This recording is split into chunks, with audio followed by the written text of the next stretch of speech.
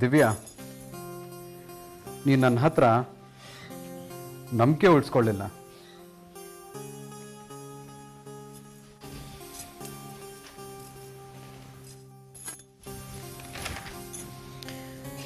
ಬರೀ ಅಪ್ಪನ ದುಡ್ಡಲ್ಲಿ ನಂಬಿಕೆ ಬರೋ ಹಾಗಿದ್ರೆ ಅಂಥ ನಂಬಿಕೆ ನನಗೆ ಬೇಡ.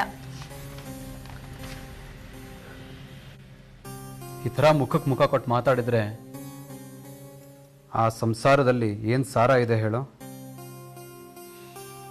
ತಿಳ್ಕೊಂಡ್ರೆ ಇರತ್ತೆ, ಇಲ್ಲ ಅಂದ್ರೆ ಇಲ್ಲ. ಅದಕ್ಕೆ ಇದನ್ನ ನಾನು ಮುಗಿಸ್ಬೇಕು ಅಂತ ಮಾಡಿದ್ದೇನೆ. ಯಾವುದನ್ನ? ಈ ಸಂಸಾರನ.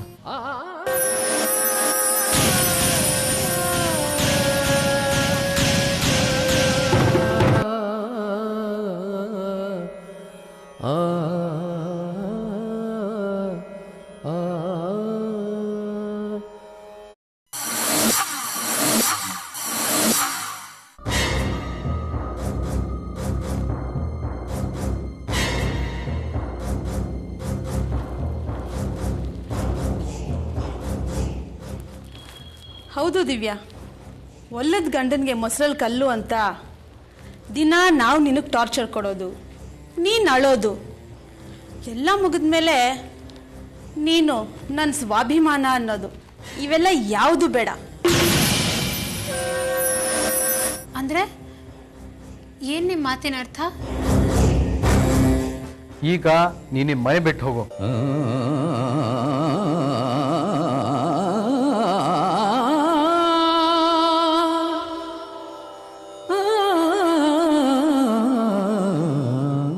ಎಷ್ಟು ಸುಲಭವಾಗಿ ಹೇಳ್ಬಿಟ್ರಿ ರೀ. ಸಂಸಾರ ಅಂದಮೇಲೆ ಒಂದು ಮಾತು ಬರುತ್ತೆ, ಒಂದು ಮಾತು ಹೋಗುತ್ತೆ. ಇಷ್ಟಕ್ಕೆಲ್ಲ ನೀವು ಮನೆ ಬಿಟ್ಟು ಹೋಗು ಅಂದ್ರೆ ಏನ್ ತಮಾಷೆ ಮಾಡ್ತಾ ಇದ್ದೀರಾ? ಈ ನಿನ್ನ ಬೋಧನೆ ನಿನ್ನ ಹಳ್ಳಿಯಲ್ಲಿ ಇಟ್ಕೋ. ನೀನು ನಿಮ್ಮ ಅಪ್ಪನ ಜೊತೆ ಭಜನೆ ಮಾಡ್ತಾ ಕೂತ್ಕೋ. ಆದರೆ ಈ ಕ್ಷಣನೇ ನೀನು ಈ ಮನೆ ಬಿಟ್ಟು ಹೋಗ್ಬೇಕು.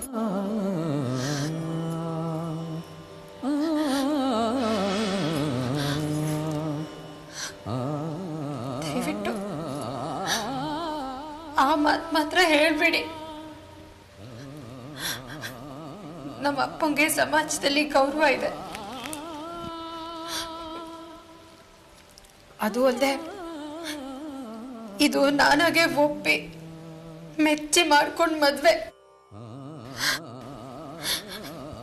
ಈಗ ನಾನು ಬೀದಿಗೆ ಬಿದ್ರೆ ಎಲ್ರ ಗೌರವಕ್ಕೂ ಹಾನಿ ಆಗುತ್ತೆ.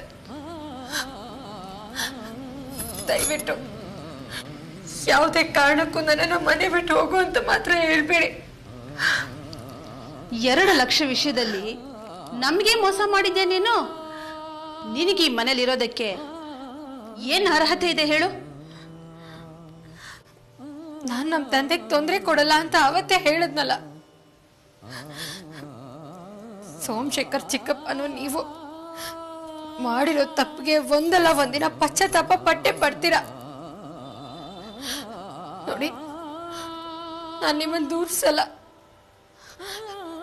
ನನ್ನನ್ನ ಈ ಮನೆ ಬಿಟ್ಟು ಹೋಗು ಅಂತ ಮಾತ್ರ ಹೇಳ್ಬೇಡಿ. 2 ರೀತಿನೂ ನೀನೇ ಮಾತಾಡ್ತಿ. ನನ್ನಿಂದ ಏನಾದ್ರೂ ತಪ್ಪಾಗಿದ್ರೆ ಕ್ಷಮಿಸ್ಬಿಡಿ. ನಾನು ಈ ಮನೆಯಲ್ಲಿ ನಾಯಿ ತರ ಬೇಕಾದ್ರೂ ಬಿದ್ದಿರ್ತೀನಿ. ಮತ್ತೆ ನನ್ನನ್ನ ನನ್ನ ಊರಿಗೆ ಮಾತ್ರ ಕಳಿಸ್ಬೇಡಿ. ನಾನು ಅಲ್ಲಿಗೆ ಹೋಗಲ್ಲ. ಅಲ್ಲಿ ಮುಖ ಎತ್ತೋ ಶಕ್ತಿ ನನಗಿಲ್ಲ.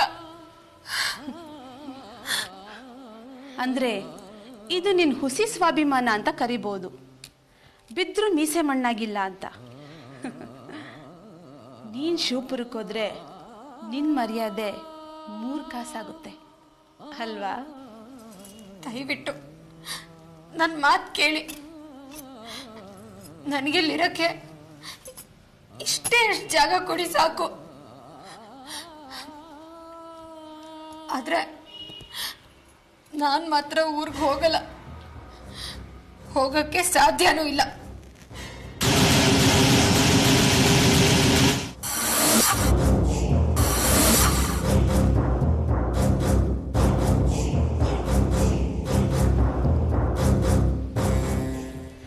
ಹಾಗಂದ್ರೆ ನನ್ನ ಮಾತಿಗೆ ಬೆಲೆ ಇಲ್ವಾ?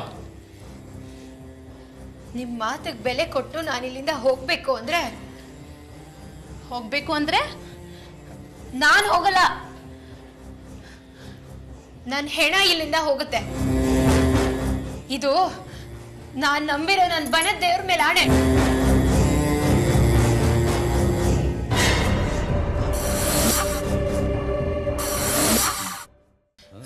ಸಾಯೋದಕ್ಕೆ ನಾನು ಹೆದರಲ್ಲ.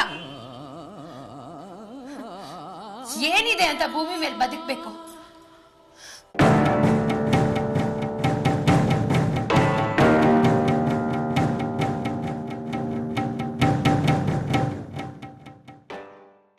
ಶರತ್ ಬಾಯ್ಲಿ.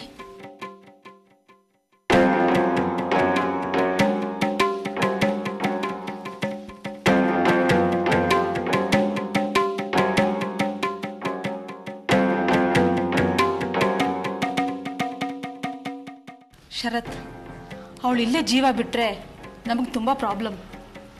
ಹಾಗಲ್ಲಕ್ಕ, ಅದು ನಿನ್ನ ಅಕ್ಕ ನಿಂಗೆ ಯಾವತ್ತು ಮೋಸ ಮಾಡಿದಾಳೆ ಹೇಳು? ಒಂದು 6 ತಿಂಗಳು ಅನ್ನ ನೀರು ಬಿಟ್ಟಿರ್ಲಿ, ಆವಾಗ ಅವಳೇ ದಾರಿಗೆ ಬರ್ತಾಳೆ. ಸರಿ ಅಕ್ಕ,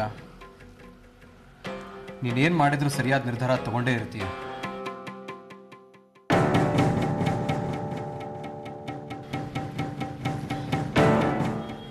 ಮೊದಲು ನಮ್ಮ ಮನೆ ಕೆಲಸದವ್ರನ್ನ ಸಂಬಳ ಕೊಟ್ಟು ನಿಲ್ಲಿಸ್ಬೇಕು. ಒಂದು 6 ತಿಂಗಳು ಟೈಮ್ ಕೊಡೋಣ. ಈ ಮನೆ ಕೆಲಸ ಎಲ್ಲ ಅವಳೇ ಮಾಡಬೇಕು. ಆವಾಗಲೂ ಅವಳು ದಾರಿಗೆ ಬರದೇ ಇದ್ರೆ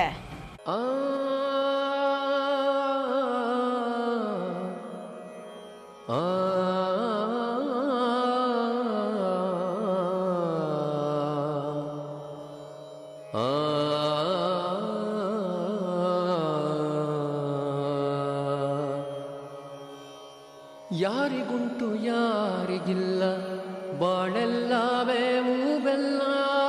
ಯಾರಿಗುಂಟು ಯಾರಿಗಿಲ್ಲ ಬಾಳೆಲ್ಲ ಬೇವು ಬೆಲ್ಲ. ಬಂದದ್ದೆಲ್ಲ ಜಯಿಸಬೇಕಯ್ಯ ಓ ಮನುಜ. ಬಂದದ್ದೆಲ್ಲ ಜಯಿಸಬೇಕಯ್ಯ. ಕಾಣದಕ್ಕೆ ಚಿಂತೆ ಯಾಕಯ್ಯ. ಗೋಣು ಹಾಕಿ ಕೂರಬ್ಯಾಡ ಗತ್ತಿನಾಗೆ ಬಾಳ ನೋಡ. ಗೋಣು ಹಾಕಿ ಕೂರಬ್ಯಾಡ ಗತ್ತಿನಾಗೆ ಬಾಳ ನೋಡ. ಯಾರಿಗುಂಟು ಯಾರಿಗಿಲ್ಲ ಬಾಳೆಲ್ಲ ಬೇವು ಬೆಲ್ಲ.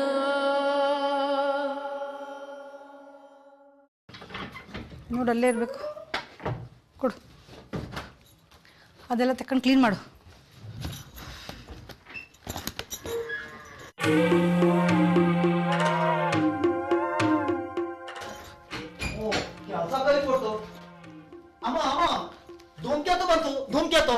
ಯಾವ ಧೂಮ್ಕೇತುನೋ?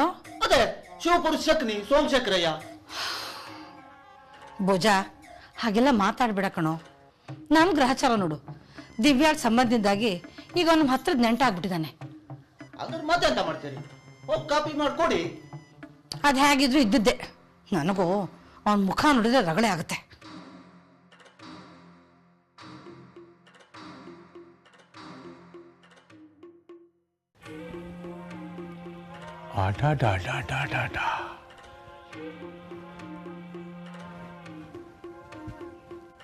ಎಂಟು ಕಂಬದ ಮನೆ. ಈ ಮನೆಯಲ್ಲಿ ಸದಾಶಿವಯ್ಯನ ವಾಸನ. ಈ ಮನೆಯಲ್ಲಿ ಸೋಮಶೇಖರ ವಾಸ ಮಾಡಬೇಕು. ಮಾಡ್ತಾನೆ.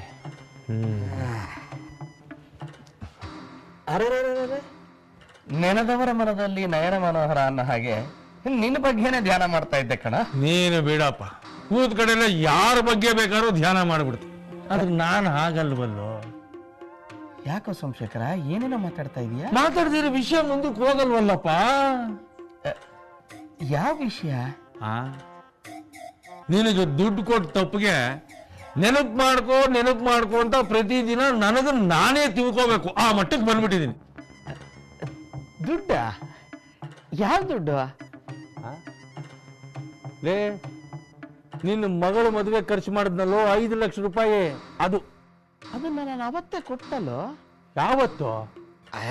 ಆ ಚಾಪ ಕಾಗದಕ್ಕೆ ಸಹಿ ಹಾಕು, 5 ಲಕ್ಷ ರೂಪಾಯಿ ಸಮಸ್ಯೆ ಬಗೆಹರಿಯತ್ತೆ ಅಂತಂದಿಯಲ್ಲ, ಆ ಸಮಸ್ಯೆ ಪೂರ್ತಿ ಆಗ್ಲಿಲ್ವೇ?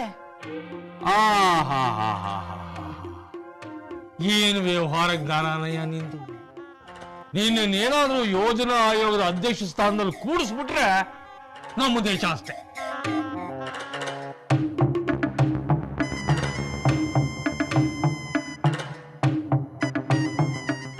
ಹೇಗಿದ್ದೀರಾ ಸೋಮಶೇಖರ್ ಚಿಕ್ಕಪ್ಪ?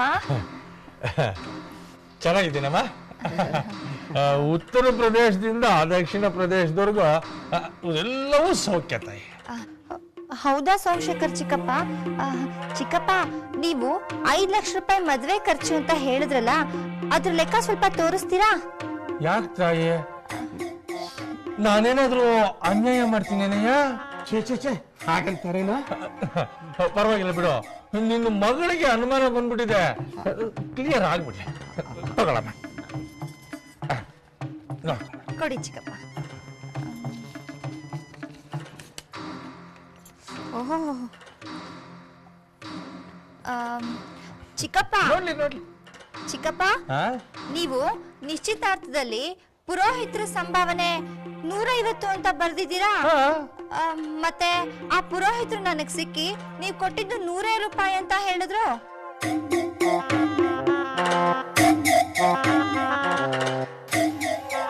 ಹಾಗನ್ನ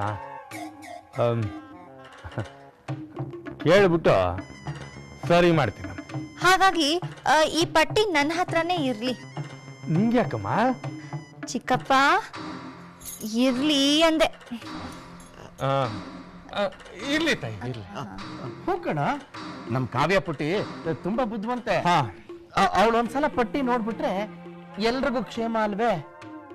ಹೌದಾ? ಹಾಗಂತೀಯಾ? ಏನ್ ಮಾಡಕ್ಕಾಗತ್ತೆ? ನಾ ಬರ್ಲೆ? ಕಾಫಿ ಕುಡ್ಕೊಂಡೋಗೋ. ಬೇಡ ಅದಕ್ಕೆ, ನಾನು ಆಮೇಲೆ ಕಷಾಯ ಕುಡಿತೇನೆ. ಸದಾಶಿವ, ಸ್ವಲ್ಪ ಬಾಯ್ಲಿ. ಬಂದೆ.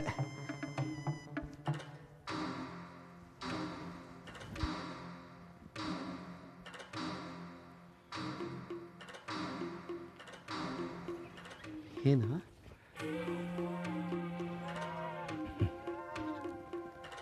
ಇನ್ನು 15 ದಿವಸದಲ್ಲಿ ಹಣ ನನ್ನ ಕೈ ಸೇರ್ಲಿಲ್ಲ ಅಂದ್ರೆ ಬೆಂಗಳೂರಲ್ಲಿ ನಿನ್ನ ಮಗಳು ನೆಮ್ಮದಿಯಾಗಿರಲ್ಲ. ನೀನು ನಂಬಿಕೆ ದ್ರೋಹ ಮಾಡಲ್ಲ ಅನ್ನೋ ನಂಬಿಕೆ ನನಗಿದೆ ಸದಾಶಿವ. ಬರ್ತೀನಮ್ಮ ಕಾವ್ಯ.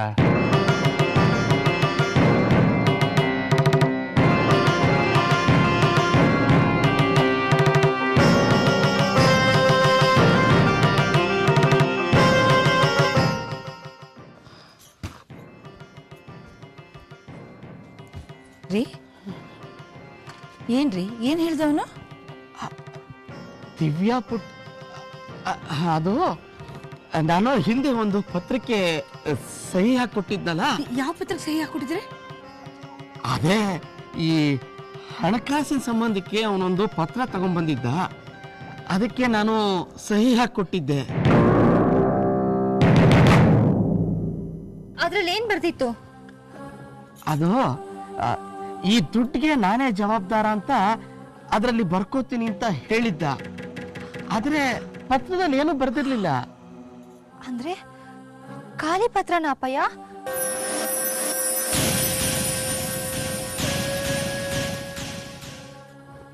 ಯಾಕೋ ಪುಟ್ಟಿ ಹಾಗಂತೀಯ? ಸೋಮಶೇಖರ ನಮಗ್ ಮೋಸ ಮಾಡ್ತಾನ? ನೀನೇ ಹೇಳು.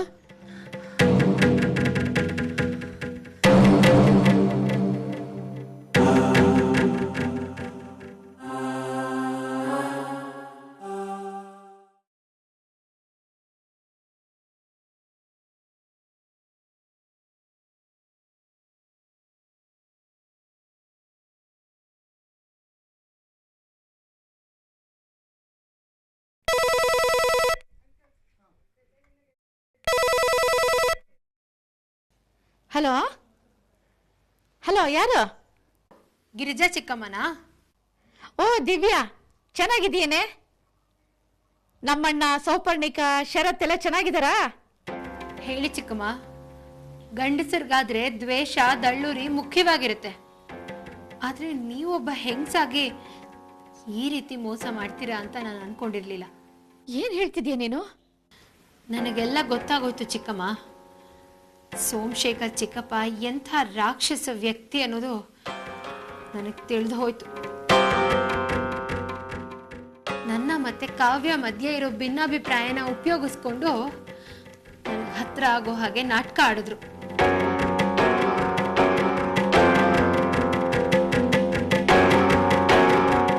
ಈಗ ಬೆಂಗಳೂರಲ್ಲಿ ನನಗೆ ಈ ನರ್ಕಕ್ಕೆ ತಂದು ಸೇರಿಸಿದಿರಲ್ಲ, ಈಗ ನಿಮಗೆ ಸಮಾಧಾನನಾ?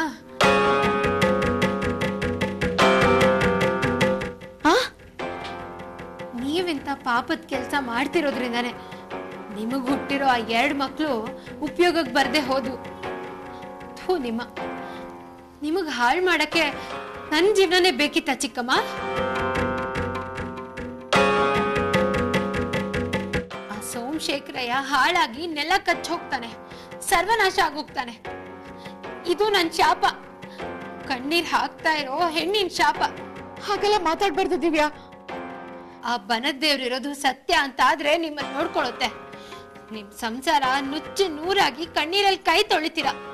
ಇದು ಖಂಡಿತ ಖಂಡಿತ ಖಂಡಿತ.